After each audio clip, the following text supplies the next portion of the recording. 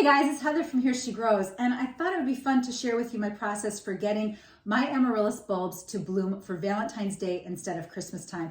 I find I don't need the flowers at Christmas time. There's enough color and sparkle everywhere at that period of time, but around Valentine's Day, February is when I could use flowers the most. The cool thing about amaryllis bulbs is you get to decide when you want them to flower. And if you would appreciate a later flowering amaryllis bulb compared to one that might be flowering around the holidays, now's a really good time to buy your bulbs because at this point, they're often discounted. In September, when people are starting to think about potting them up in late September so that they're in bloom around Christmas time, you're gonna pay full price for bulbs, and sometimes they can be $20, $30. And buying multiples of those, it can be really expensive. So I like to wait and buy mine like November when they're all discounted. They can be 50% off, maybe sometimes even 75% off. And that's when I bought these last year. They were 75% off. I think I got each one for like $8. And don't ask me who's who here because I keep them outside and treat them as houseplants in a shaded area of my garden. But this is who I have. I've got an orange one with a deep red throat called Terra Mystica. I've got Double Dragon, which is this beautiful deep red one. And then Charisma. And I don't mind that I don't know who's who right now because I think it's going to be a really nice surprise. I love all of them. And I will keep adding to my amaryllis collection. But I thought I'd share with you what I do to get them to flower when I want them to flower. Right now, they're looking pretty gnarly. My amaryllis are all looking the way they should look right now. They're withered and they've had enough time in dormancy. So what does that mean? So I counted back from the time I wanted them to be in flower, so about 4 months, because you want to allow about 8 weeks for the dormancy period and then another 8 weeks to bring them to flower. So you're looking at about 4 months. So I want them to flower around Valentine's Day, so January, December, November, October. So I brought these in around the middle of October when I brought in the rest of my houseplants. And I put them in the garage, so you want to keep them in a cool, dark space. And you want to withhold water. When you decide when you're going to bring your amaryllis bulbs inside, you want to withhold water, let them dry out. They're not going to die. And what'll happen is they'll die back. And if you're familiar with growing bulbs out in the landscape like daffodils and tulips, the recommendation is that you allow all of your leaves to die back because the withering leaves, all of that food goes back into the bulb and it fortifies the bulb for the next growing season, which is right now. So now the look of this foliage is telling me this is ready to rock and roll. First up, I am simply going to cut all the foliage back and clean these up a bit.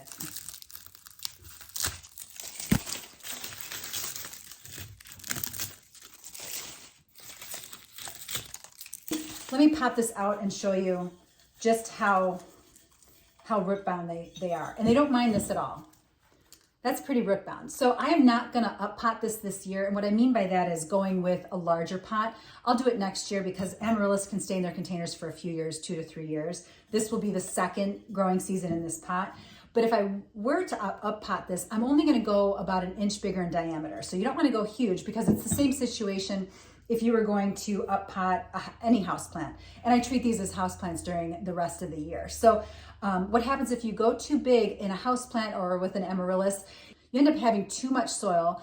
And when you water that, it holds water too long. And then you run a greater risk of rotting the bulb. So you want to be careful with that and only up pot by an extra inch or so in diameter.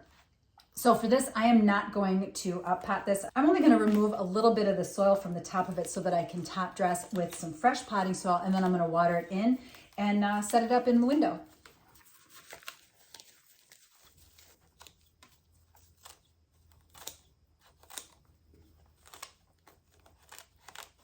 I'm also loosening up the bottom of the root ball just a little bit. You don't even have to do that. But look at how nice and healthy that amaryllis bulb is. Once I've got everything pulled away from my amaryllis, and you don't even have to go this far, I like to put a little bit of fresh potting soil in the base of my container, drop in the amaryllis and center it in the pot, and then just top dress around it with your fresh potting soil. Making sure you're leaving the shoulders of your amaryllis exposed. And you don't want to fill it too high because you want to make sure that you're allowing room for water so there's no water runoff. So I like to leave about maybe a ½ inch, and this is dry potting soil, so this is going to sink down considerably. Once it's watered, it should give me a good enough lip so that there won't be any spillover when I water it. Okay, let's clean up the other two and then we'll water everything in.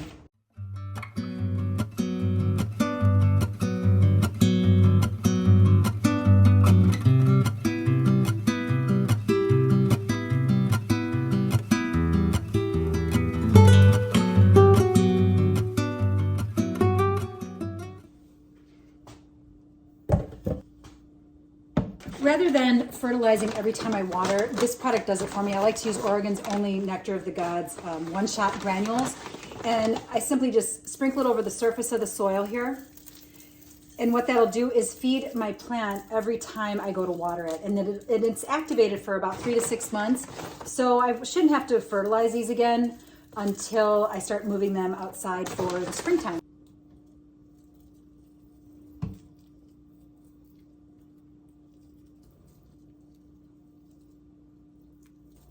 And it takes a while for dry potting soil to get wet. So you're gonna have to be patient with this and just take your time, do a little bit at a time. And it'll start to settle and it'll give you that lip you're gonna need so that when you water, you won't get the overflow.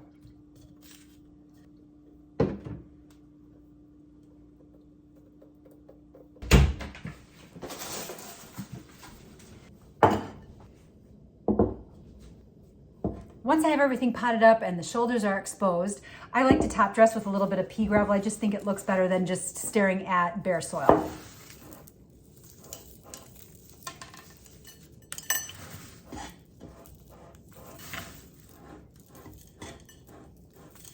Now that everything's potted up, I put them in a bright south-facing window to warm them up and trigger them to grow again.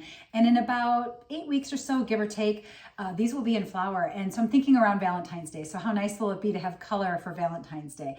And a quick tip, I like to use these felt pads. They're meant to protect your floors, but I find that they work really well on your saucers. So sometimes the terracotta pots can scuff up like your windowsill ledges. So by adding these, they slide around really easily and nothing gets scuffed. So really inexpensive. You can find them at places like Home Goods, Target, and I just like to add them to the bottom of this. And then they just slide really, really well.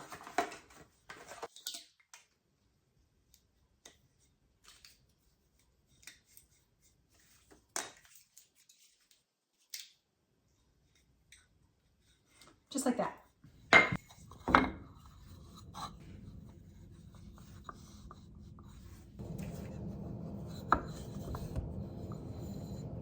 And that's it for Amaryllis. They are super easy to grow, and I'm excited to see who's who here because I don't know which is which right now because I lost those tags earlier this year.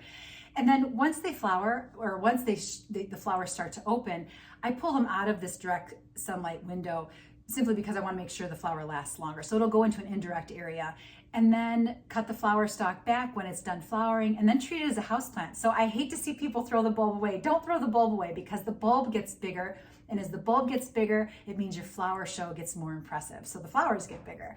So these will go outside. I treat them as houseplants. They'll go out into the backyard into a shady area. And sometime in May when evening temperatures are around at least 60 degrees or more, and then they just get the outdoor treatment for the whole summer. They love it out there. And I'm careful with watering too. I don't overwater. I do that with all of my house plants. I make sure they're pretty dry actually. So I test them up to like my second knuckle, and it feels dry, I water it then. And then I just repeat the process. So next year, sometime in probably mid-October, they'll come back in the house and enter the garage, and then we just do the whole thing like I just showed you. So thanks for watching, guys. I'll see you in the next one. And if you like this video, please throw up a thumbs up, subscribe, hit that little bell, and you'll never miss a video. I upload here once a week, usually every Friday. So thanks for watching. I'm glad you're here, and I'll see you in the next one.